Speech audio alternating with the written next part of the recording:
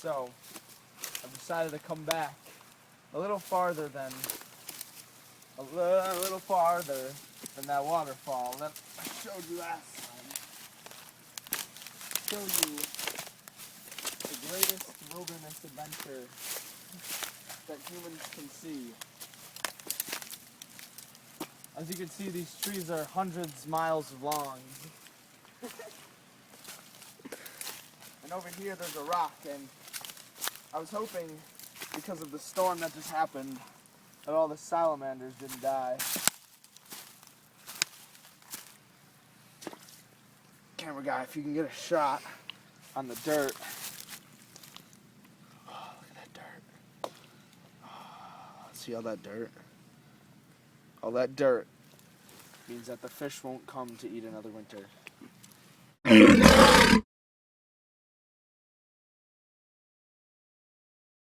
They'll have to swim all the way downstream, and that's where we're going. So as you can see over here, all these trees, and as you can see here,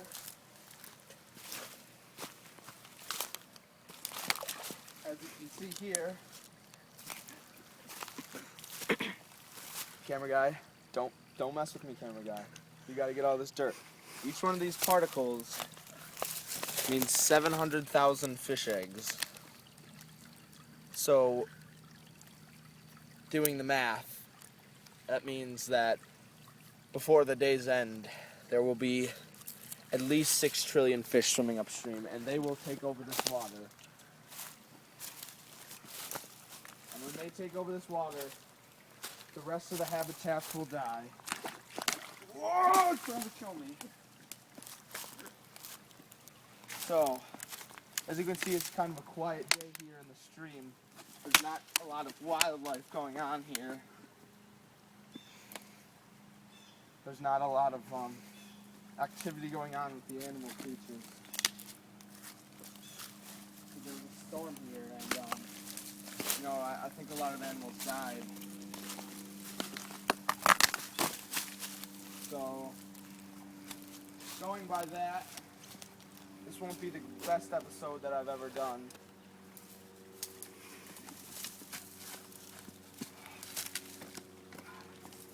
But you can see in here, I don't know if you can see the beaver through the camera angle. There's like 10 beavers in here right now. I think you're having a hard time finding them.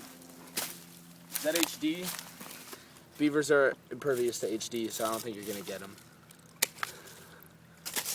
See, there's like 10 right in there, but, like I said, impervious to HD.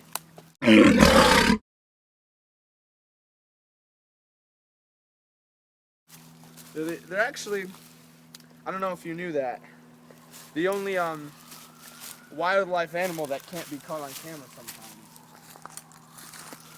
I'll get this whole thing. See, I think this is a path here that I can cross.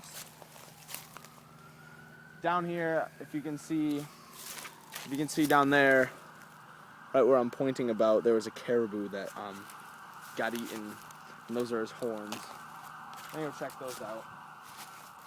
Caribou.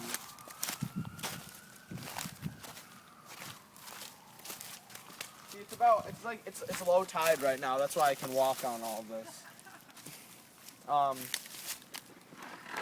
This caribou, I think, was eating the entrails of this bucket, and I think that's what happened. Some, obviously some kind of carnivorous being came along and bashed it over the head with this brick. And as you can see, just the horns remain. Poor mighty creature.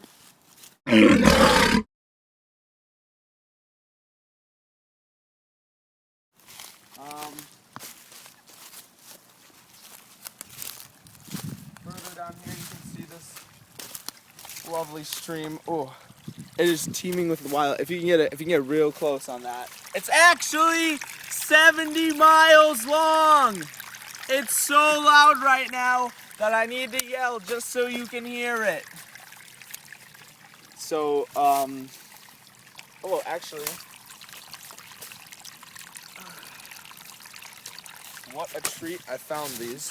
This is known as the diamond dewberry, actually, and if you pick them open, sometimes there's nothing in this diamond dewberry, but on rare occasions in the diamond dewberry is an actual ruby. And as you can see here, this is a paprika plant.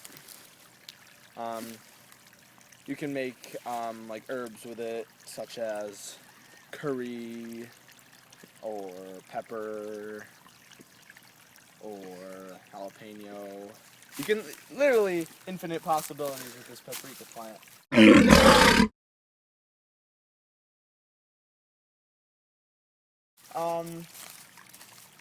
Yeah, there's a storm here, so there's not a lot of wildlife. As you can see, the caribou is eaten, and the diamond dewberries are all out. So, this is a pretty unexciting day in this wildlife area. But still so much wildlife. Actually, over here will be my last segment, my last little portion.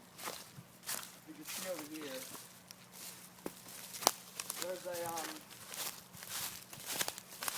us at the academy like to call them swirl ponds. And, you can find like starfish in them, or you can find like sharks, sometimes like baby ones before they go out to the wild.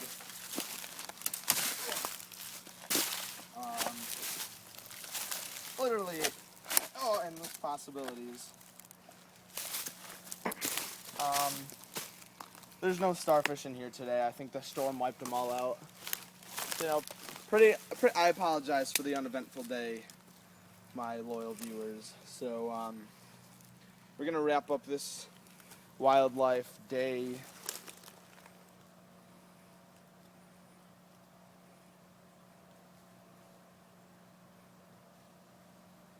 Today. Oh, and actually, one more thing. Wow. You rarely see the caribou eating these, but if you see one of these, and let me clarify how amazing this is. If you see one of these, there's a little crack, a few cracks in it, but it's still in beautiful condition. The oysters here actually make cups. Instead, the life of an oyster here typically consists of, starting your own plastic cup industry, making some cups, and then you die off and you give the inheritance to your son. So, this is an amazing piece of wildebeest history. If you can get the wildebeests in there, usually they're the ones that eat the caribou, so that is just stunning.